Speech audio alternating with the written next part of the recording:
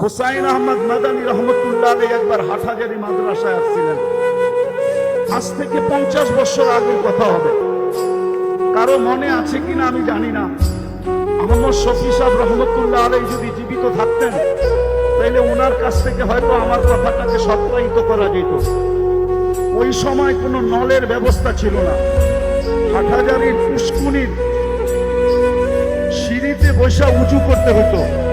হুসাইন আহমদ মাদানী রহমতুল্লাহ আলাইহি উঁচু করতেছিলেন। পুরান মসজিদের সামনে পুষ্কুনি ছিল, যারা দেখছে তারা দেখছে।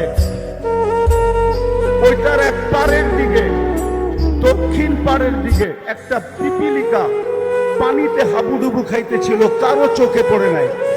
হুসাইন আহমদ মাদানী রহমতুল্লাহ আলাইহির চোখে পড়ছে। উনি উঁচু ছাড়ছেন, ওই দিকে গেছেন।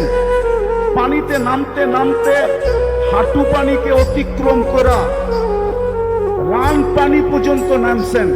তারপরও পিপিলিকার নাগাল পাইতেছিলেন না।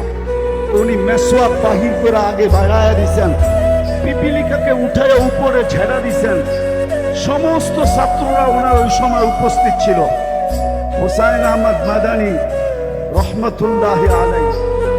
আমরা আমাদের আকাবেরদেরকে চিনি না। আমাদের ইয়াং যুবকরা আজকে আকাবেরদেরকে চিনে না। না চিনার কারণেই আমরা আকাবেরদের না অনুসরণ করতে পারি না, আকাবেরদের ব্যাপারে সঠিক মনের থেকে মুখ দ্বারা ব্যক্ত করতে পারি। বরং দেখা যায় আমাদের সমাজে ইয়াং বেস আকাবেরদেরকে পর্যন্ত লাঞ্ছিত করতে দ্বিধা করে না, আকাবেরদেরকে পর্যন্ত আঙ্গুল উঠাইতে দ্বিধা করে না। রাখো না তোমরা আমার কথায়, মনে উঠলো এই জন্য বলতেছি। ইমাম তিরমিজি রহমতুল্লাহ আলাইহির জীবনী পড়া দেখো।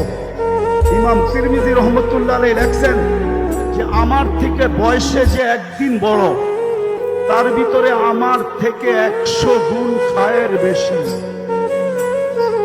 ওনাকে জিজ্ঞাসা করছে আপনি এটা বলেন কি করে? বলছে খায়রুল কুরুনি কারনি, আমাকে বলে আল্লাহর রসুলের জমানার যে যত কাছে হবে তার কাছে তত বেশি খায়ের। আমাদের আকাবেররা আমাদের আল্লাহর রসুলের জমানার কাছে ছিল, আমি জমানার থেকে আজকে দূরে। আমার মুরব্বী যে বসা আছে উনি আল্লাহর রসুলের জমানার কাছে আমার থেকে, যদিও আমার দাড়ি পাকা, ওনার দাড়ি পাকা, কিন্তু বয়সে উনি আমার চেয়ে বড়। বিধায় আমি মনের থেকে বিশ্বাস করি ওনার ভিতরে আমার চেয়ে কোটি গুণ বেশি খায়ের রাখা আছে। তো যেটা বলতেছিলাম, হুসাইন আহমদ মাদানীকে জিজ্ঞাসা করছে হযরত আমাদেরকে বললেই তো পারতেন। তো উনি জবাব দিছিলেন হাকাদা উমিরনা, আল্লাহর আমর আমার দিকে ছিল, বিদায় পিপিলিকাকে বাঁচানো আমার দায়িত্ব ছিল, তোমাদের দায়িত্ব ছিল না। রসুলের আদর্শ তো আমাদেরকে এটাই শিখাইতেন। আজকে সারা দুনিয়ার মুসলমান 200 কোটি হওয়া সত্ত্বেও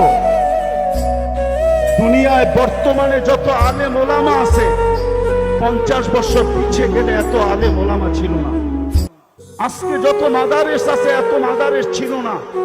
আজকে যত হেফজোখানা আছে এত হেফজোখানা ছিল না। আজকে যত খোতাবা আছে অতীতে এত খোতাবা ছিল না। কিন্তু আজকে যতটুকু দুর্দশা 50 বছর আগে আমাদের এরকম দুর্দশা ছিল না।